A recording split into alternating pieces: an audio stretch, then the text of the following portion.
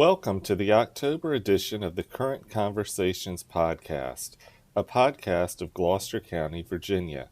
I'm Quentin Shepard, your host, with Gloucester County's Community Engagement and Public Information Department.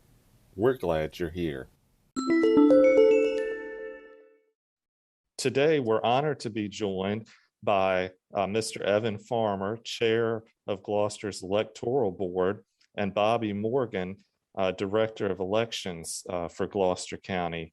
Thank you both for being here. Our goal today is to talk a little bit about election security as we head into the November general election. And then Bobby's also going to share with us some of the deadlines and important information to make sure your vote gets counted in a couple months. So welcome you all. Thank you both for your time today. We really appreciate you being with us. We'll go ahead and start with Mr. Farmer. I know that a lot of people are very concerned about the integrity of this election process. So maybe if you can kind of start out by briefly telling us a little bit about the voting machines that are used and how those machines preserve the integrity of the process. Yes, Quentin, thank you for inviting us to discuss this issue. I know there's been a lot of issues and concern about the equipment, but I would first like to reiterate that there are three elements that ensure the integrity of our voting process. The first is that we strictly adhere to Virginia election law in all of our activities. The second thing is that we have over 100 people, volunteers and hired people of both parties participating in the election process, and these all have been well trained and take an oath. And then a third, of course, we have the equipment that we use to actually conduct an election. The equipment that we use, and the only equipment that we use, has been approved by the Virginia Department of Elections, and the vendors have also been approved. So we can only purchase and utilize that equipment. I'll begin first with the voting machine, since that's been one that most people have concerns.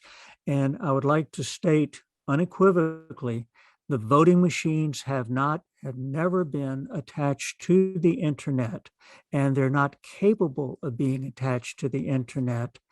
And our voting machines are standalone equipment and are not attached to any of the other pieces of equipment that we use. The same goes for our electronic poll books. They are standalone pieces of equipment, again, not attached to the internet and not attached to any other pieces of equipment. These are the two main pieces of equipment that we used, which are maintained securely in secure locations and are programmed by the vendors. And they are, as I said, standalone, and they serve as checks and balances. So for every Virginia voter that is registered and comes into our precinct for voting, that person receives one ballot that is then entered into the voting machines.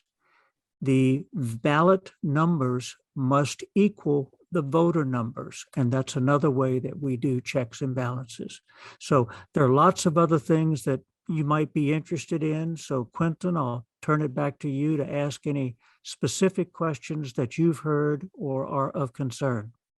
Well, thank you very much. All of that is very reassuring information. And you mentioned, the checks and balances and making the numbers match up. How often is that done? Is that done at the end of every day, or is that done at the end of the cycle? Well, when we do the early voting, it would be done at the end of the day.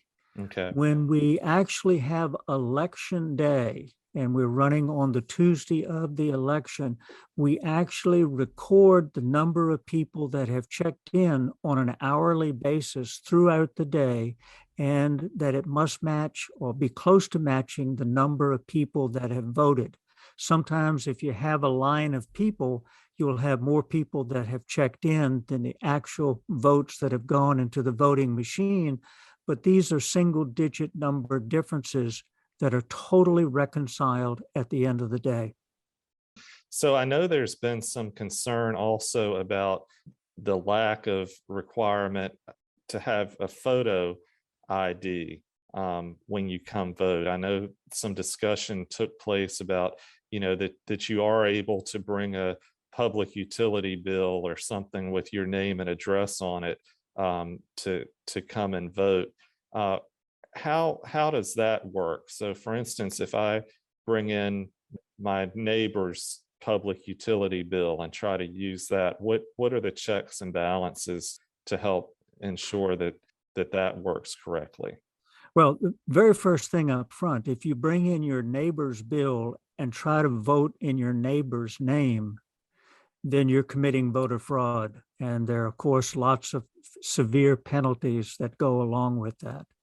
So one of the things that we do that actually is very helpful, and first of all, that's very, very rare for people to do that for voting. Most people, vast majority, use driver's licenses or a government issued ID from a university or from the military or whatever. So the number of people who do use a utility bill is very small. One of the checks and balances that we have in each of our voting precincts, we have at least 8 election officers, and most of them live in that precinct. And between the 8 officers that are there, the election officers actually know most of the voters that come in. So if somebody tried to do it using somebody else's utility bill and tried to vote in their name, they run a big risk that somebody else will either know the person that they're trying to use the name of or know that person, and that things don't match and the voter would be challenged. So how about the ballot box? Gloucester recently set up a outside ballot box where people can, come at any hour of the day and submit their ballot. Can you talk a little bit about the security around that? Well, there are actually 2 forms of security. First, it's under video security 24/7. And so if there are any irregularities, we have the video to review and document it if it was done, let's say, late at night when no one was standing around. The second thing is that the ballot box is emptied twice a day, in the morning and in the afternoon, and it is emptied by the staff in the elections office, and there have to be at least 2 people go out to empty the box. We don't just send one person alone, there's always 2. So the emptying of the box is done in a controlled manner, and the watching of the box is done in a video fashion. And how about the mail-in ballots? How are they, or do they follow the same security process?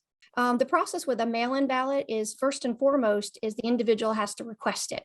So once they complete the application first and request an absentee ballot to be mailed to them, we then mail the ballot, and then they have options to return the ballot.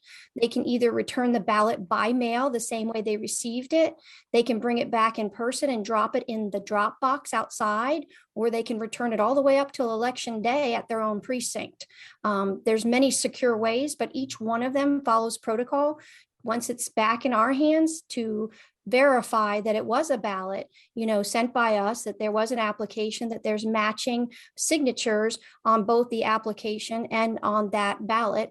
The ballot also has a witness signature, which has been reinstated for this election, that would have to be signed. At any point, if we receive one of these ballots back and it's missing information, we call it curing. And that's what we do, is we contact the voter. We ensure that that voter sent that ballot back in, and we let them know what the problem is, so that way that they can ensure their vote counts. Bobby, I think you have some information to share with us regarding some important deadlines and procedures for residents to be aware of prior to casting their ballot in the upcoming election. Absolutely. I really wanted to be clear about the ways to vote and some upcoming deadlines to ensure that every voter knows that we have a safe and secure manner, that no matter what your situation is, that you will be able to vote in this upcoming election. We start early voting September 17th, 8:30 to 4:30 in our office. And what I want to make clear is something that I've noticed a lot of people misunderstand, is that when early voting starts, that happens in our office only for the 45 days before the election. And then the actual election day, the voting only happens at your precinct. Sometimes we have voters show up at the precincts during early voting and they say nobody's there, or they'll show up at our office on election day to vote and you have to go to your precinct. So we just want to make it really clear that the three different ways are the absentee by mail, where there can be secure and safe, no contact if you'd like. And then we have the actual in-person early voting here at our office. And then we have the last one on election day at your precinct. Those deadlines are from early voting that go through the last Saturday before the election. We do actually have 2 Saturdays that we have absentee early voting available, and that's Saturday, October 23rd and Saturday, October 30th. Those additional office hours are from 9 a.m. to 5 p.m. Our normal office hours between Monday through Friday were open 8:30 to 4:30. And also the last day to actually request an absentee ballot by mail is Friday, October 22nd. The reason why that has to be cut off is because we need to have time to get that application to you, the application back, the ballot to you, the ballot back. It's a process. So the only way to ensure that we get that done is by having a cutoff date for that. At that point, if it's after that day, you still have the option of coming in and early voting or voting on election day. So it doesn't mean voting's over. It just means that one process is over. Another thing is you have to make sure you're registered to vote before you can vote here. So what you'll need to do is make sure you are registered to vote by Tuesday, October 12th by 5 p.m. Again, super simple. You can go ahead online and do it. You can come in our office and do it, or you can request an application be mailed to you and you can mail it back in. So really important deadlines looking forward to are really October 12th, getting registered, and then by the last Saturday for getting in here to early vote, or then go ahead to your polls. Now, if it gets down to it, we have some individuals that just miss all the deadlines and they get to election day and they say there's no way that they can get into the polling precinct to vote. Well, we have something for you, and that's called curbside voting. So anybody that it comes down to that forgot and it's last minute, they can still have someone bring them up to the polls on election day, park by the curbside voting sign, and they can either call in to the phone number and we can notify them you're there, or you can go ahead and send someone that you're with in to check you in with your ID, and they will bring a ballot out to you and you can vote in the car. So we really work hard at, first of all, a process that ensures integrity, and second of all, to make it so that everyone can vote. That's great. And just to let people know too, Bobby and the elections office is very good about regularly updating their website with all of that information that Bobby just shared. And we're going to be sure to share that direct link to their website at the bottom of this podcast. Also, for those who do not know, the elections office has now moved to a new location, still in the same building, but on the first floor of the main county office building 1. It's 6467 Main Street. And you all moved in order to have better accessibility for voters, correct? Absolutely. We actually have 3 different phases now. The county has been wonderful in the new space for really making it not only accessible, but allowing voters to be able to be brought inside from phase 1, 2, and 3, where we can actually, bring the line inside so that people can wait inside while they do a simple check-in form, get their ballot, vote, and then go out a separate entrance so they're not crossing over, and to be able to exit the building quickly. The process really works wonderful, and we've just had a lot of compliments on the move. And I just want to thank Gloucester County for giving us this new office, because I really think it shows the community that we do care about elections. Great. Well, we're grateful for you and all of the workers in your office, and especially the election officials who dedicate so much of their time each election day, there from so bright and early in the morning until late in the evening, and just want to thank them for their time and service. Thank you both again for being with us today. Anything else that either one of you would like to add? Yeah, I would like to just finish with, after we've gone through all of these processes that I indicated with the equipment and people, and Bobby has indicated with the mail-in ballots and things that have come in there, everything we do has a paper receipt. And so at the end of the election, there's a process called canvass that the electoral board sits down and goes through every single paper document and paper receipt and makes sure that everything has been completely done according to law. We then give all of this material to the clerk of the court for storage that can be reviewed later if there are any questions that come up. So not only do we adhere to everything during the election, we then sit down and review it all again immediately after the election is done. Good to know. Thank you so much for adding that in there. Well, again, thank you both for being with us. Thank you for your time. And if anybody has any questions at all regarding anything that was mentioned today or anything about elections in general, Bobby's office is always open to answering voter questions, and they can be reached at 804-693-3659.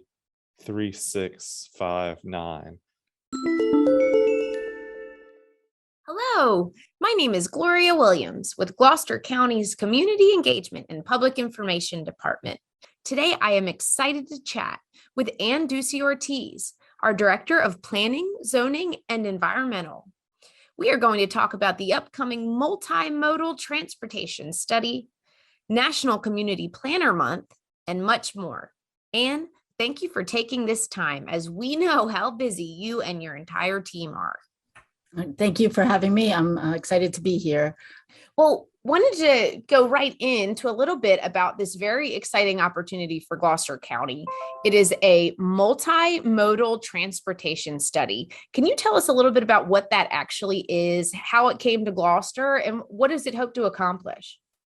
Okay, multimodal means exactly what it says. It's various modes of travel. So most people are used to using a car, but the idea of multimodal is looking at pedestrians, cyclists, even public transportation. And that's something that really hasn't been a focus of Gloucester County, since we initiated, transportation in the county. So the multimodal study is actually through the Office of Intermodal Planning and Investment, which is associated with VDOT, but is really not part of VDOT. And we learned about the study from a consultant that we had worked with on our courthouse village plan. So this has been a long process, and one thing about planning is it's a long process, and so you have to plan to get to implementation. So many years ago, we started working VDOT and the Office of Intermodal Planning and Investment, which is short term called OPI. They had grants earlier for doing planning efforts to try to create village areas, to try to focus on other modes of transportation, not just cars. So we worked with consultants on a plan for Gloucester Point and a plan for the courthouse. And so the consultant that worked with us on the courthouse let us know about this grant, which was looking at studying different opportunities for multimodal planning. We work with our Transportation Planning and Advisory Committee to focus on the two village areas and in between the two village areas. So we are working with consultants. So the grant is actually no money, it's technical assistance. And we're really excited. We're working with Tool. They're a company that's nationwide. I actually think they're throughout the world, and they totally focus on transportation planning for multimodal studies. And we're super excited because the project manager actually is a local person, grew up in Gloucester, and is an avid cyclist. So we're very wow. fortunate. Yes, that's incredible. Yeah, we're very, very excited to have her, managing the project, and she's the whole team has been wonderful to work with so far. We're going to get community input, and we're really, really excited about an online map that was just launched actually, and you can look on our website and to click on that link, and it doesn't take that long, although it can take as long as you want, but you can kind of say where you want to bike to, and you can actually draw routes on the plan or points where you'd like to see access to through other means than just through vehicles, cars mostly. And then also on another tab are ideas that we've already gotten from the community. This study is coming up with plans for 4 projects. So the RFP and the agreement that we have with our consultants, they're going to take the input that we get from the community. They're going to work with our Transportation Planning and Advisory Committee and choose 4 projects that they're going to help us plan, so they're ready to submit for applications for funding. So when they'll be implemented all depends on if we can get funding. A lot of variables there, but without a plan, it's hard to apply for anything. You can't say, well, we'd like more trails. You need to know where you want them, what are the costs involved, what are the benefits to the community, and that helps us with funding. So this really provides an opportunity for citizens, residents, and visitors, right? Isn't this, it's open to anybody? Yes, you don't have to be a Gloucester resident. And matter of fact, I was talking to someone from Matthews who gave me an idea for a trail that I hadn't even thought of, from the Fort Nonsense to the Gloucester Courthouse, which would be a great route for our citizens, but also people from Gloucester to come here, and also just for recreation. So that's we have to admit, living in a rural area, that most of our multimodal projects would be more for recreation and tourism, not so much for travel. But those of us that go up and down 17, you see people that are using cycling and walking, to meet their daily needs. And there are people in our community that don't have cars. And we are very fortunate here to have Bay Transit. And that's another, like looking at where Bay Transit has their routes and maybe creating opportunities to get people to those routes through this program. So again, going to the citizens saying, what do you need? Or what do you want? And then trying to focus that into projects that we can actually apply for. Absolutely. It sounds like a really great partnership and certainly a good opportunity. So, for those listening, it's please go to Gloucester va.info, and right on the homepage is a link. You can also go to the planning and zoning website as well. There's a link there, and take a look at the map, put in your input. Where do you see great opportunities for walking paths, biking paths? Well, that's big news for our county as a whole, and we are really looking forward to seeing what everybody comes up with and learning more about the intricacies of transportation in our county and making it more walkable and more bikeable, and if that's the right way to put it, cyclable.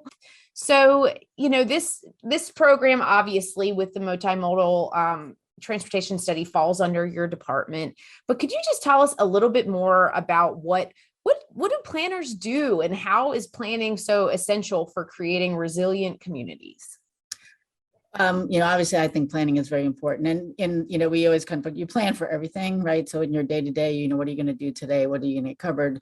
So comprehensive planning is long term. It's usually a 20 to 30 year horizon, and so you look at your county and where you want to be, and so that covers everything from development to capital improvements, what schools are getting crowded, what roads need fixing, and that's kind of all relates to development. So our day-to-day, we focus mostly on current development. So most of the planners here, we implement the zoning ordinance, which theoretically is based on the comprehensive plan. We're very fortunate to have Kara Rizzio, who is our senior comprehensive planner, and she is able to focus on long-range planning. And so she does most of our transportation work, and she also works on the update to the zoning ordinance. So we kind of focus on current planning versus long-range planning. But we look at population changes, we look at how development occurs, we work very closely with VDOT when a project comes in, what transportation improvements may be needed at that site, but then also helps us figure out long-range transportation needs. We're really lucky right now working with VDOT to come up with what they call a pipeline study. So they're actually looking at the area between Fox Mill Center and Hillside Road, which is down by the business park, and looking at that whole corridor and similar with multimodal, what can we do in that corridor to help with congestion? And so that's just a good example. That's one of our areas that we have a lot going on. The Villages, which is a major residential subdivision that's coming in. So how is that going to impact that corridor, plus all the existing commercial activity on that corridor? So focusing land use with transportation. So again, we deal with current planning, regulatory, subdivision ordinances, and just like looking at individual developments. And then we look at the big picture of transportation, capital improvements. And we're one of the things we celebrate in Community Planning Month is our citizen planners. So we work with steering committees over the years. So every time we've done a project, we've tried to pull people in from the community to help us. Our planning commission is a great group of people that are devoted to helping the board with these decisions. And they meet once a month, sometimes twice a month, to look at, doing our zoning ordinance, looking at these planning efforts. And then, obviously our board, they're ultimately the decision makers. And so they have to make the tough decisions on which way we're going with the plan. So staff, our role is to work with all these groups, the board, planning commission, citizens, and advise based on our knowledge and, keeping up to date with current laws and policies and trends. And then we work with citizens on the day-to-day, yes, you can do this under the ordinance, or no, you can't. Here's how you might be able to do it a different way. So we work with developers, we work with citizens, we work with contractors. So we do a lot. Understatement of the century. But, You do a whole lot. You're right. so hopefully I answered your question. That's what we do. Absolutely. It's really, really interesting all that you do. And you if you go outside, you take a walk down Main Street, or you drive down 17, or you walk on the new sidewalks down by the bridge, you really can, it really brings to your attention what community development is, and all the different steps and all the different hands and all the different people who've thought about it before it's gotten there, and the materials. It's a whole lot, but we are so grateful for you and your team and all of our community partners and all the individuals that serve on these boards, and certainly our board of supervisors and county leadership that make this great county that we live in. Well, and one thing I always like to remind people is we can plan, but ultimately developers or somebody has to implement the plan. So the county does our best to try to create a environment for local developers and people to come in and implement the plan, but you don't always get what you want, and so that is something like we have great ideas, and it would be great if somebody came in and did this, but we do depend on private investment for a lot of our community planning. And then we try to supplement that with some of these sidewalks or, pedestrian crossings or road improvements that, make some place more desirable for someone to locate. Well, and is there anything else that you can think of? I feel like we covered a lot of exciting material today. No, I think we did cover it quite a bit. Thank you so much for the opportunity. Again, we just think, I kind of reiterate what you said. We do encourage people to let us know and to get involved. And I know everyone's busy, but when, we do try to have public notices and let people know things are going on.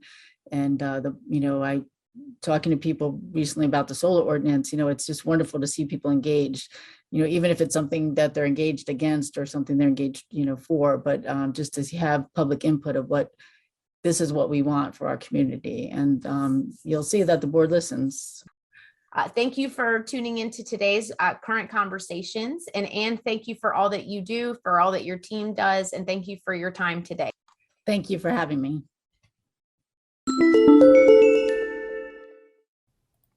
Next month, be sure to join us for our thankfulness episode. We're going to chat with county leaders about some of the things that they're thankful for this season.